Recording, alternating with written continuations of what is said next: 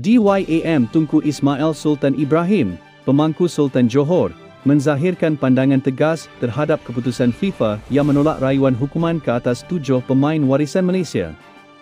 Baginda menyifatkan tindakan Badan Induk Bola Sepak Dunia itu sebagai satu salah tafsir terhadap undang-undang yang jelas termaktub dalam peraturan FIFA sendiri. Titah Baginda, FIFA terus menghukum para pemain tanpa menggunakan peruntukan sebenar undang-undang.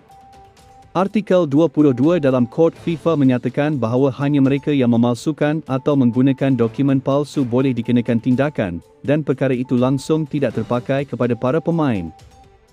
Tambah Baginda lagi, dengan kata lain, hukuman yang dikenakan ini tidak berasaskan undang-undang dan kelihatan lebih bermotif politik berbanding sebab yang sebenar.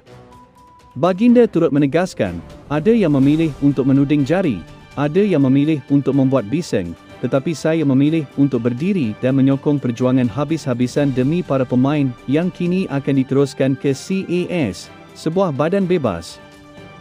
Bagi Tunku Ismail, perjuangan ini bukan sekadar untuk membela nasib 7 pemain terbabit, tetapi juga untuk menegakkan keadilan dan menjaga maruah bola sepak Malaysia di pentas antarabangsa.